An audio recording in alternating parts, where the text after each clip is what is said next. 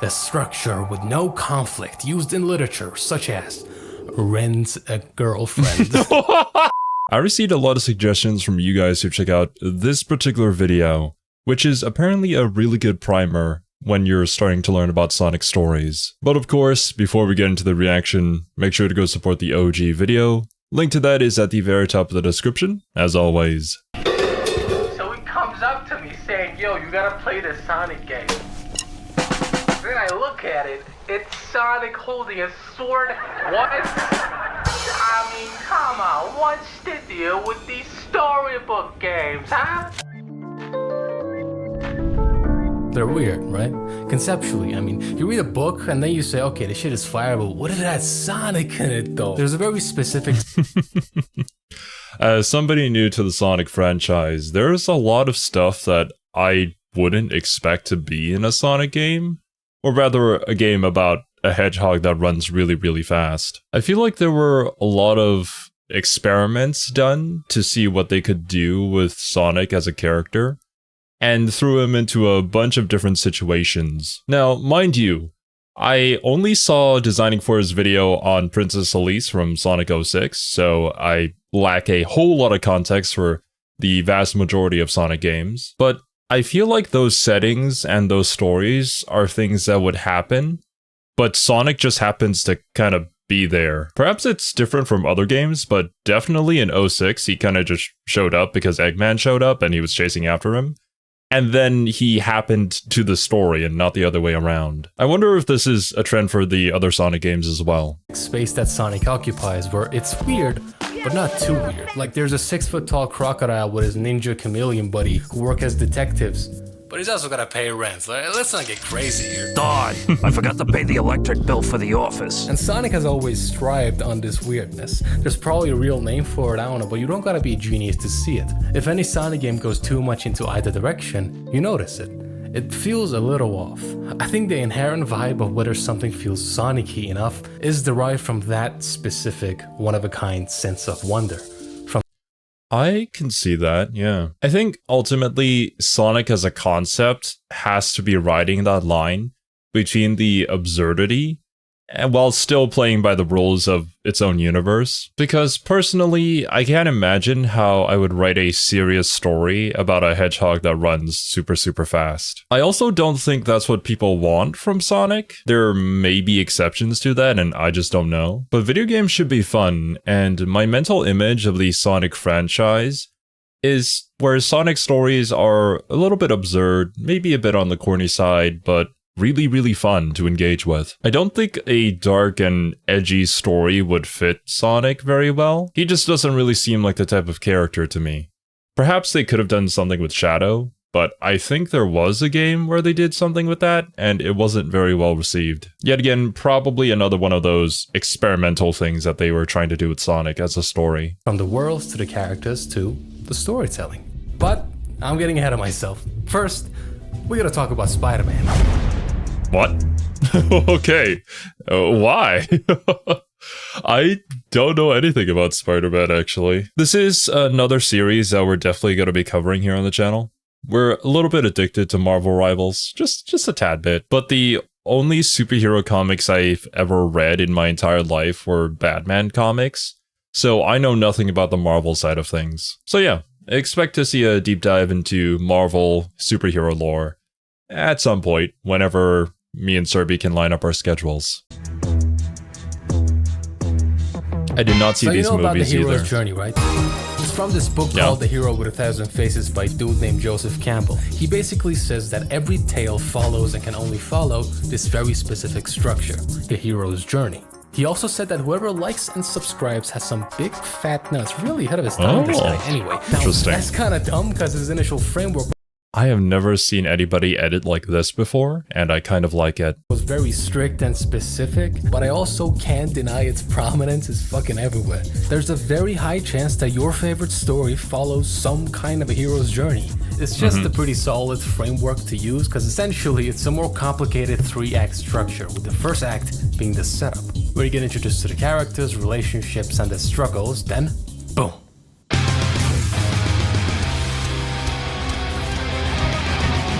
The inciting incident is what kicks everything off. Are we trying to say that Sonic does not follow the hero's journey? Shit already hit the fan, bro. The status quo is gone. Nowhere to go but Act 2. The confrontation is where you face the conflict directly and you fail over and over again. The theme just bashing you over the fucking head until it doesn't. By the time you're in Act 3, the resolution begins. And with one final climax, you're finished with your journey. And it's at this point that a lot of you are probably asking, Al, what the fuck does this have to do with Sonic? Well, that's the thing, it doesn't. Try this for a sec. Pick your favorite Sonic game and try to apply this to it.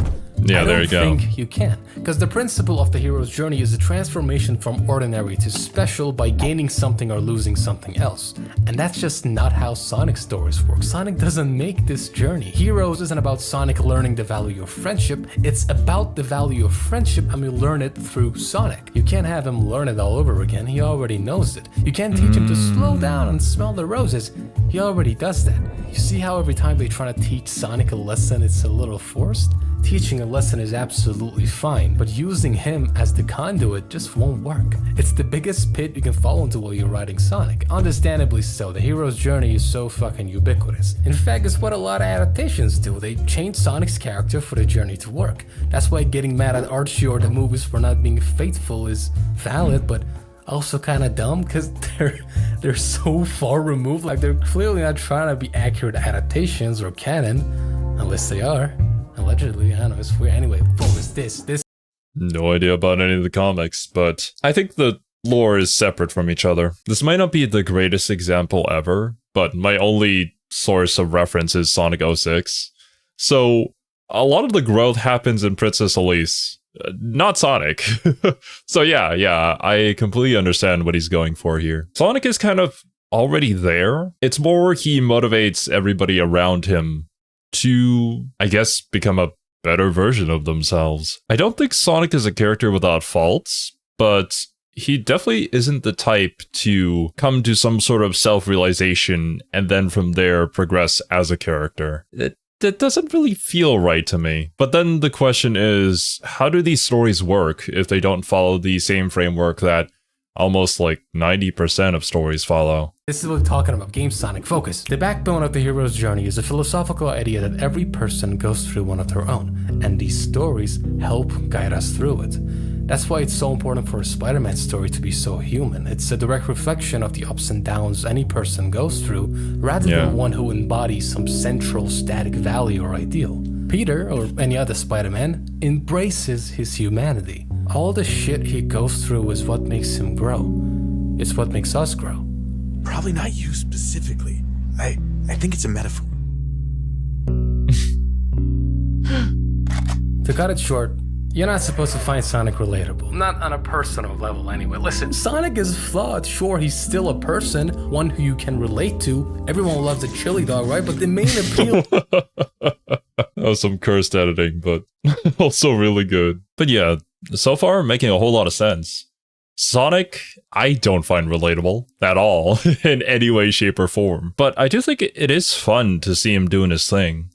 And that's probably the appeal of Sonic as a whole. Which makes me wonder, does that mean that there are other side characters that people find more relatable or are supposed to sort of be that relatable character for the audience? I wonder if it falls into that category of, because they're not human, it becomes more difficult to make them relatable. I don't think so though, because they do pretty much resemble us, whether it be the way that they speak and their mannerisms and existing within the society, within the Sonic lore in general. It's not like a 40k Tyranid situation where they're all bugs that are attached to a hive mind, which it makes it a little bit difficult to relate to them in any way. Mostly people just like them because they're really cool and very scary. If I had to make a wild guess, maybe Tails? Tails seems to be much less confident and certainly has a lot of growing to do.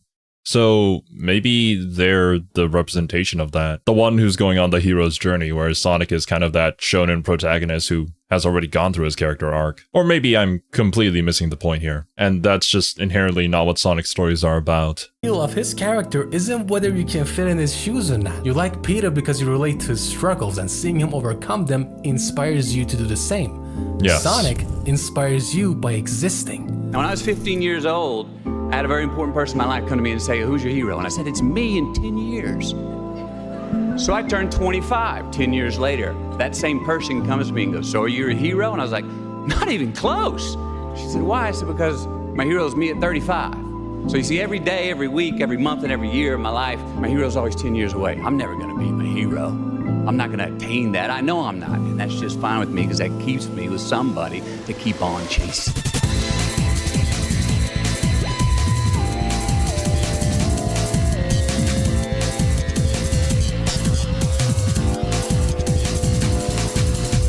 So, you know how to... What is... what is this editing? It's such a vibe. Also, yes, I feel that so much. Those were some cold lines dropped right there. And I don't know exactly who said that. It kind of sounded like Matthew McConaughey, but I could be wrong. I do think for people, though, it is important to always have something that you're working towards to strive for, even if that may be some impossible goal. Depending on your perspective, it can be disheartening, knowing that no matter what, you'll never reach it. But for me personally, when I look at it, I become excited because I know that there's infinite possibilities for me. I know that no matter where I'm at, I can always become better. And I can see Sonic being a great example of this unobtainable goal that inspires so many to follow after him. Alright, Sonic. Great. You're already ahead, buddy. Put him in a story then. Yeah, motherfucker, Yeah, you how? do it then. If it's so easy, what's the plot, huh? You do it! Sonic is versatile as fuck. You can put him anywhere. Literally anywhere. When Naoto Oshima calls Sonic a fairy, he's not being cute and gay. I can say that. It doesn't matter where or when or how big or small the problem is. Sonic will show up when you need him. That random moment of confidence, a stroke of brilliance, a shining ray of hope. A fairy. Pretty awesome when you start seeing this. I It's can see that, exactly yeah. what some of my favorite stories do. It's why Sonic's supporting cast and random one-off companions are so important, because they're really the ones taking the spotlight. Silver's story is about Silver, Shadow's about Shadow, but Sonic's is about Elise. The story is about whoever Sonic's with, and through him, the companion is inspired to do whatever they need to do for the story, you know, whatever Exactly. the theme is. This is where you just empty out all the development and the character arcs you want. But remember, Sonic himself doesn't change. A character arc happens because the way a character exists initially is challenged. Their core convictions fail them, making it so they have to experience change. Now, do they have to change? Not necessarily. A character arc doesn't have to be an arc like this, it can be like this. But none of this shit even matters when you're talking about Sonic, because his convictions are never challenged in the first place. That's what being static means. It doesn't mean he's flawless. It means when you're dealing with a super complex character like Shadow, there's a lot of drama you can get out of his mindset and conviction, even if he sticks to them. With Sonic, he doesn't even give a fuck. Forget changing. This motherfucker is never even tempted because his convictions are what drive the story forward, not the other way around. He is the one who inspires change. We literally have so many characters for that specific reason. Oh, there you go.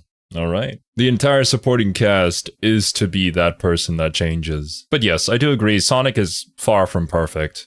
However, it's these imperfections of the character that make the story much more engaging. Because then you can have so many different ideals clashing with one another, and seeing how the end result is from that clash can make for some really compelling stuff. I also agree with this point on character arcs not necessarily having to be progress.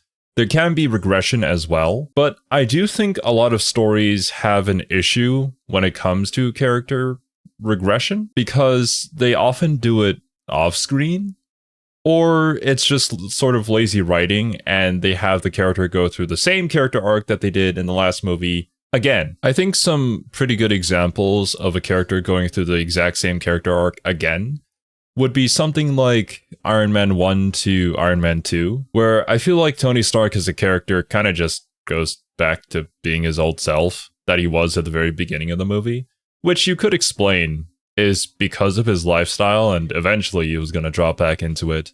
But it all sort of happens off screen, so it makes it a lot less compelling to the viewer. At least in my opinion. Or another example, if you're a Star Wars fan who unfortunately had to see the sequels, Finn's character arc is also yet another one that doesn't really go anywhere. I'm not sure what they were doing with him. And I feel like he kind of got absolutely shafted in the sequels. And well, if you want to talk about a whole movie regressing to previous arcs, then yeah, the very last movie in the trilogy there was... Yeah, I'm not going to talk about it, but you guys who have seen it know what I'm talking about. I'm sorry, okay? I'm being anal about this. I apologize. I'm just saying, okay? It's really important to keep in mind that Sonic isn't serialized. I know we like to pretend that there's this grand overarching story with an intricate timeline and world building where fucking everything connects. I'm like, no, man, come on. Be serious. Serialized implies that there's some kind of ending or conclusion we're moving towards, right? Like Avatar or Gravity Falls, where a story definitively ends.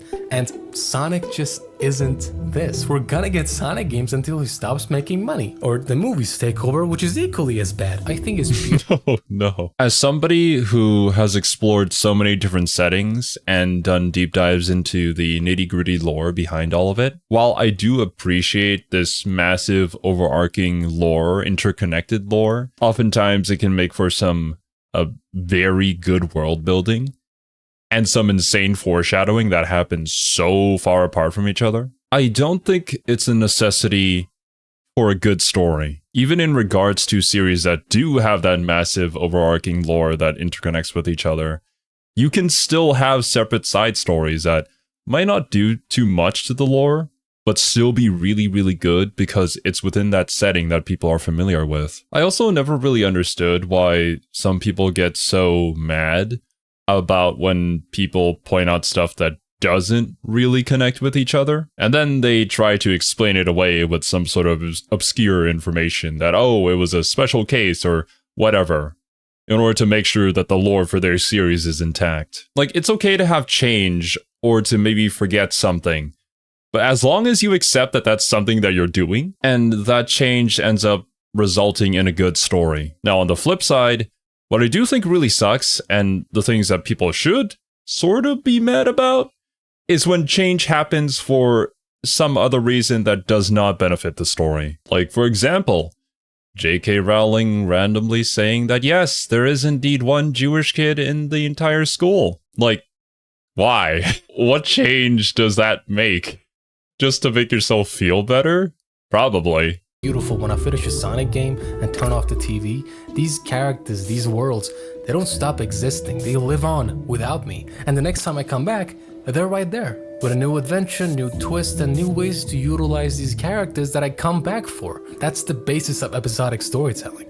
Like, if someone asks you, hey man, I really want to get into Sonic, where should I start? You don't tell them to play them in order. Like, they can, but fucking they're not gonna miss anything. Like, they put up Sonic 3 like, Yo, what the fuck? Who's that? Who? Unless it's explicitly a follow-up, episodic stories give you everything you need to know at the start. Who the fuck is that? Dude, it's Marceline, the vampire queen. Oh, thanks, man.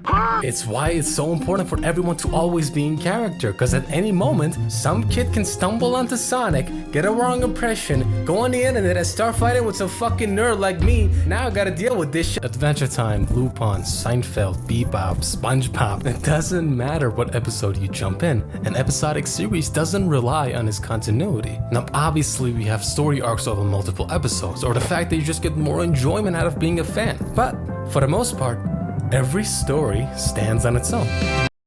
That is super important, especially for such a long-running series that wants to pick up more fans as they go along. Forcing people to go all the way back and play the games from beginning to end is too tall of an order. So you want to make every single game an entry point, while also maintaining some sort of continuity for the fans who have been following ever since the beginning to maybe get a little bit more out of it than others. It might be a hard balance to strike, but we've seen several IPs be able to successfully do this. Now, I don't know anything about Final Fantasy. I know that they're all numbered, but I think they're all standalone stories with a few exceptions. It doesn't require you to go all the way back and play the original Final Fantasy. But if you did, there are likely references in the future Final Fantasies that harken back to those moments. Or maybe there's certain shared elements between all the Final Fantasies. Persona 5 Royal is another good example. I played Persona 4 Golden, so when there are references to characters from Persona 4 in P5, I got a little bit of a nostalgia hit. But if you didn't, then it's okay. you can just play Persona 5 and it stands well as a story of its own. And I do think it's a misconception that a lot of people have with episodic media, that they think it's just not interconnected at all. When in reality, yes, there are still going to be those arcs. And if that piece of media is written well, then that arc will be apparent to you, and you will see progression. Hey, long time no see. How you been? Oh, me? I'm still me. Enough chit-chat. We'll catch up on the way. Come on, let's get this party started.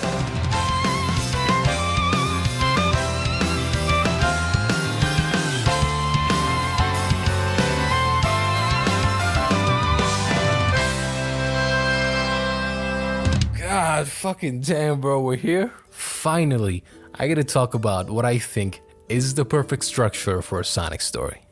Kisho Tenketsu is described as this mysterious, superior method of storytelling from the East. The structure with no conflict used in literature, such as rent a girlfriend.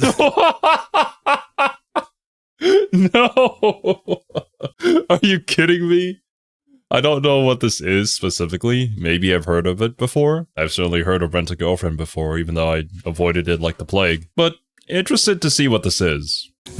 I'll give you my explanation because I don't think any of this shit is helpful. To put it simply, Kisho Tenketsu is the art of the 4-panel comic. Beginning, development, twist, conclusion. That's it. It's not some mythical fucking Eastern way of living. It's a simple rhetorical device they used in poems in ancient China. And since then, we've been using it in comics, movies, and even game design. It's literally how they make Mario games. You get a power-up, you learn how it works, then there's a twist, and you finish the level with it. It's amazing how intuitive it is. So you can imagine how fun it would be to write a story using this as a structure. So, how? You don't need a guidebook for this intro, just drop me into the world, whatever's going on, it doesn't matter. It's especially easy with Sonic since most of the time, it's his perspective and he's really charming and cool. There's always something to chew on with any conflict that he faces. And yes, there is conflict, obviously. Sonic still has battle shown in DNA. Most of the shit is conflict. It's just that the conflict doesn't drive the story. The planet breaks in Unleash and that's a conflict Sonic deals with, but that's just the plot. It's not what the story is about, so the game doesn't treat it as this big emotional thing. Instead, it shifts its focus to Chip and his story because he is the emotional anchor of this whole thing. Me wanting to explore the themes completely hinges on me being invested in whatever setting you put me in. So first impressions, vibes, tone, intrigue, it's really important for the opening scene to be impactful, emotionally or otherwise. Because what follows key is where most of the story happens, and it is not exciting at all. It just consists of you taking in the world, using whatever the plot is to explore both the setting and the characters. It's one of the reasons why Sonic X is really fucking boring because as a show, it can afford to take its time before everything goes crazy. But almost the entirety of season 1 is a slice of life anime. You know, every story technically is, it's just that Sonic's life is really exciting. You know how they say Ghibli movies don't have plots? Like nothing happens? Yeah, Totoro sucks. I think that's boring as shit. Not my goal.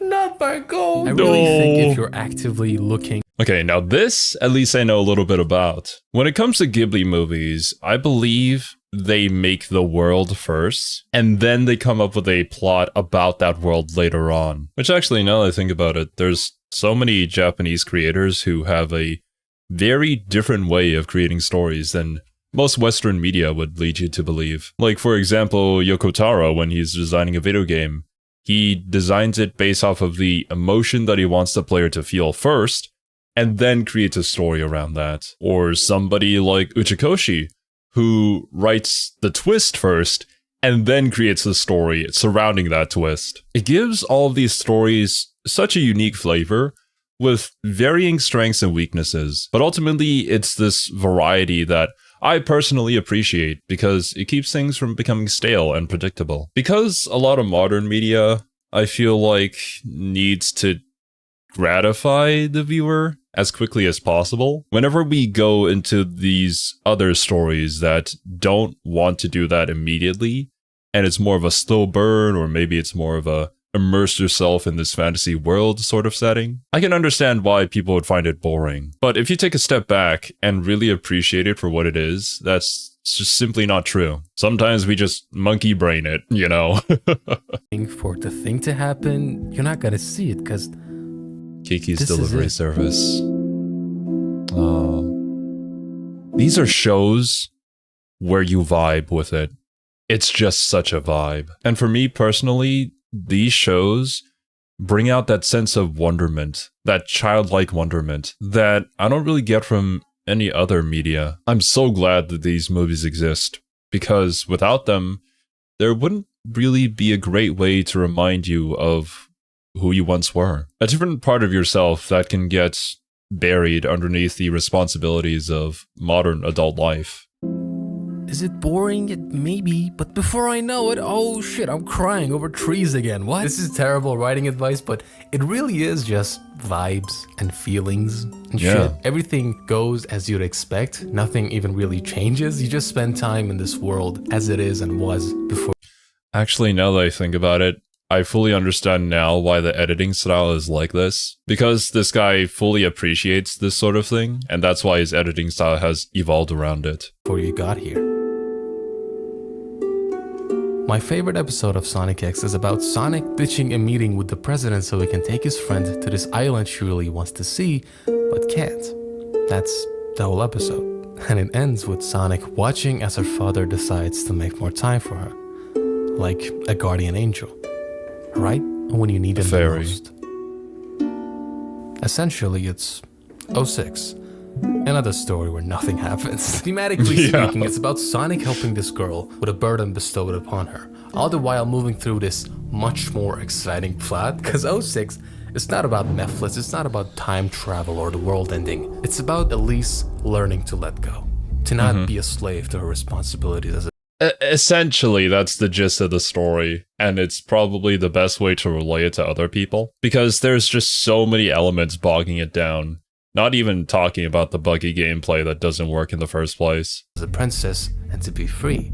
That freedom, that's Sonic. He's the literal personification of the theme, as he often is. It's admittedly very fucking funny how different Sonic's story is from Shadow and Silver, because it focuses on this one girl's personal struggles where all the cool shit's going on in the background, but in essence, that's the point. The better half of the story is spent on making you invested in these characters, laying the groundwork for what's to come. The twist.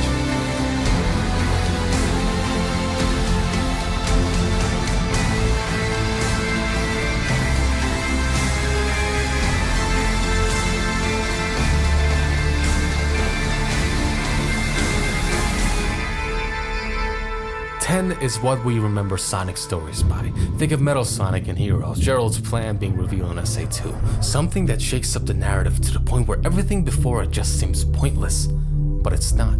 Because the whole point of 10 is to test your emotional connection to the characters by turning everything you know upside down. The harmony you established, every foreshadowing, every bomb you planted and showed blows up. Not necessarily in a form of a plot twist. It can be as simple as revealing something that puts everything you went through to a new perspective. This only works if you've been able to establish that emotional connection with the characters. Something that requires time, which again, I find it understandable why people would find these beginning sections more boring. But as a huge fan of Steins Gate, it's like either my number 1 or number 2 anime of all time. And if you haven't seen it, I do highly recommend it. But there is a twist that happens in the later half of the first season, which wouldn't have as much of an impact if the first half of the season didn't set it all up with a much slower pacing and a more slice-of-life approach to the story. I know of so many people who dropped the series because the first half was boring, and they thought there wouldn't really be much there for them, but it's a damn shame. And they're missing out on so much. Honestly though, if Sonic stories are all written this way, I might be into them. Granted, I know there's a few bad eggs in there, as we already talked about with Sonic 06. But maybe eventually I'll try one out myself. Just so I can know what all the cool kids are talking about when they're referencing Sonic. That's why I don't like calling it a twist. I prefer chaos. All bark and no bite. Sonic Adventure's whole marketing revolves around this one sequence, and it doesn't even happen until after every campaign is already finished. Like, you see the fucking credits roll, and then the game hits you in the head with the biggest thing it has to offer. The very fact that there's even a story after the credits roll is kind of a twist. You notice how a lot of Sonic games end more than once? It's the whole thing with the final story. Yeah, you're finished with your little hoverboard tournament. Fucking aliens. You thought you beat Eggman's evil plan. That's sweet. Execution via firing squad. Fuck it, we killed Sonic. Now generational trauma has manifested itself in the form of a sun god. Attack on Titan has like 6 cities. You spend an entire campaign basically vibing, then shit hits the fan. The funny thing is, foreshadowing isn't even necessary. It can be some dumb shit, and if you're good enough, the audience just rolls with it because it's fun and cool. You can write this part first, and then work backwards to make it airtight. It's fucking awesome. Well, there you go. The Uchikoshi way of writing. Ketsu is the aftermath of the twist and how the characters deal with it. Now, it doesn't have to be some big ass climax. The thing is, this is Sonic the Hedgehog, baby.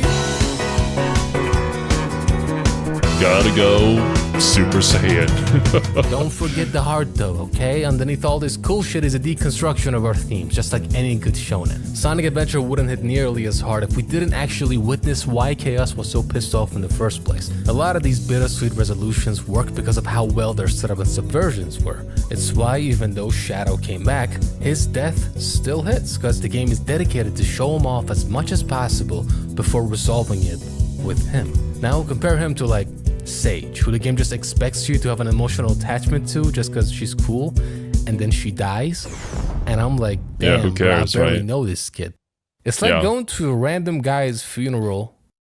Oh, yeah, pretty much. It's a massive pitfall that there's just countless examples of this. I don't even need to bring up one. You guys probably already have one on the top of your head of a character dying that you were like, okay, well, can we move on from the scene now? Because I don't really care. Some of the funniest examples of this are when like a villainous character dies, or like a villainous goon dies. Like, what? Why would I care? Like, is it sad? Fuck, I guess. Going back to the storybooks, different approaches, both are still bittersweet. Secret Rings barely has an ending, and it's fucking sick. I keep going back to these games because they're the most literal presentation of a Sonic story, because he literally falls out of the fucking sky into this pre-existing conflict. He is the inciting incident. The plot doesn't happen to him, he happens to it. Pretty much.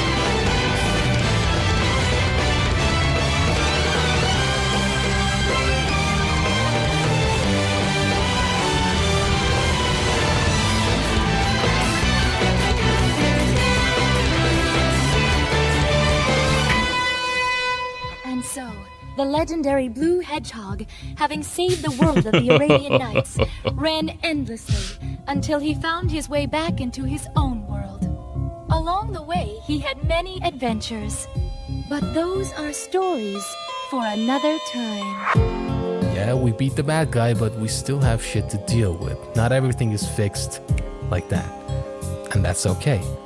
Hey, that's how life works. When you solve one problem, there's the next one, and there's the next one. And ultimately, accepting that there's gonna be a never-ending source of problems is one of the things we have to learn as humans. It's yet again one of those balances that the ending of any good story has to strike. Because the endings that are just too happy and just too conclusive usually end up not leaving much of an impact. It's just like, oh, and they lived happily ever after. Okay, so what? But of course, you have to have a resolution to the main conflict while still alluding to more that can be done in the future. Just not too much, or else it's not a conclusion. But I suppose this is also a matter of opinion, because I do know certain people who enjoy the ending to Attack on Titan, whereas for me, that ending just made me feel like I wasted my time watching the series, you know? We tried our best, and that's all that matters. This world will go on even after we stop watching, just like how it existed before we came into it. It's that realism I talked about again. Because you don't often get closure for things, but you know it's gonna be okay. You've done it before. What's another challenge? Don't worry about it. You've lived so far. Right? Dude. This next video, Leitmotifs in Sonic, is also another suggestion you guys talked about. I'm probably gonna check it out next because I'm assuming a lot of the music used in this video were from Sonic games, and they were pretty sick. I really enjoy video game OSTs. I mean, heck, we're even doing reactions to all the Guilty Gear Strive character themes here. But I've never heard Sonic music before, so that should be really fun. Anyways, this was an incredible video. I didn't really know what to expect going into this, but my god, this video delivered on its promise. But yeah, dudes, that's gonna be it from me. Thank you all so much for watching. Hope you enjoyed, and I'll catch you in the next one.